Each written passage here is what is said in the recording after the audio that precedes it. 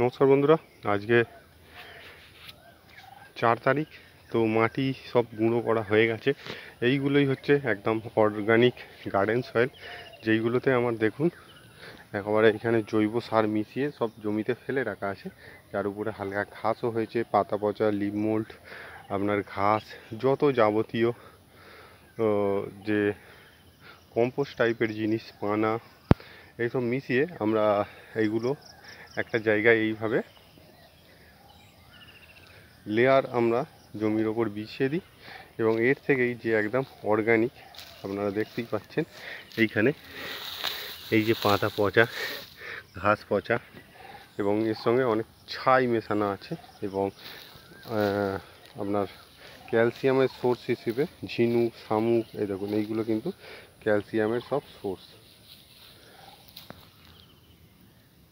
যার কারণে নার্সারি মাটি এতটা উৎকৃষ্ট মানের হয়। এবং এই ধরনের মাটি যদি আপনারাও তৈরি করেন তাহলে কিন্তু আপনারা খুব ভালো একটা রেজাল্ট পাবেন। তো এখানে মোটামুটি 10 থেকে 20,000 গাছের মাটি রেডি করা আছে, আপনারা দেখতে পাচ্ছেন। এবং মাটির টেক্সচারটা শুধু দেখুন, একদম অর্গানিক খাবার সম্পন্ন মাটি। এবং মাটির কালার দেখুন, আপনারা যেসব নর্মাল গার্ডেন সয়েল কিনে আনেন তার কালার দেখুন আর এই কালার দেখুন কতটা ডিফারেন্স।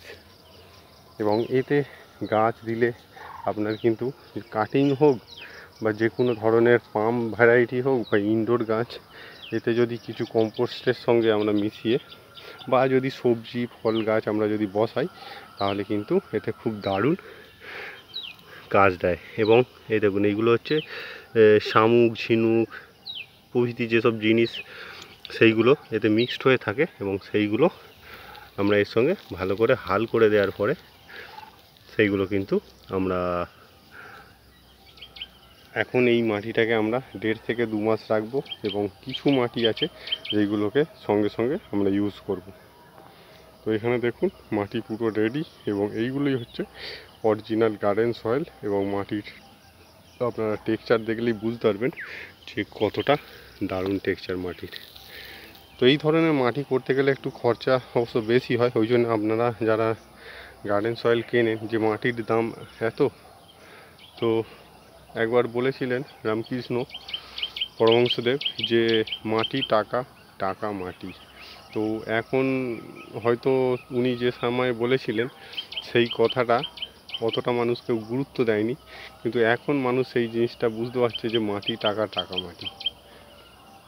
তো আমরা মাটির অল্টারনেটিভ কিছু হয় না, যেটা আমরা কোকোপিট, পিউমিস, তারপর অ্যাকাডামা, তারপরে বিভিন্ন ধরনের কম্পোস্ট, পটিং সয়েল, সিন্ডার, এইসবের পিছনে আমরা পাগলের মতো ছুটে যাচ্ছি। কিন্তু আলটিমেটলি যারা 1 বছর, 2 বছর, 3 বছর করছেন তারপরে কিন্তু ঘুরে ফিরে তারা মাটিতেই চলে আসছে।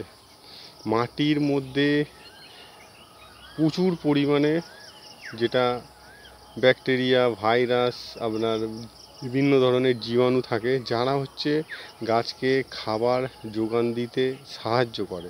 কিন্তু সেই জিনিসটা আপনারা কোকোপিট, সিন্ডার, অ্যাকাডামা, পিউমিস, এই সব জিনিসের মধ্যে ওইটা পাবেন না। ওইগুলোকে আপনাকে তৈরি করতে হবে। তৈরি করে আপনার আলটিমেটলি খরচা এত পড়ে যাচ্ছে বা সেই জিনিসটাকে প্রিপারেশান করতে আপনার এত টাইম লেগে যাচ্ছে, দেখবেন যে খুব একটা বেশি যে আপনি খুব লাভ করেছেন বা খুব সুন্দর গাছের গ্রোথ করেছেন, গাছের পিছনে ছুটে যাচ্ছেন, খেটে যাচ্ছেন, কিন্তু গাছ হচ্ছে না। তার হচ্ছে একটাই বক্তব্য যে মাটির কোনো দিন অল্টারনেটিভ হয় না।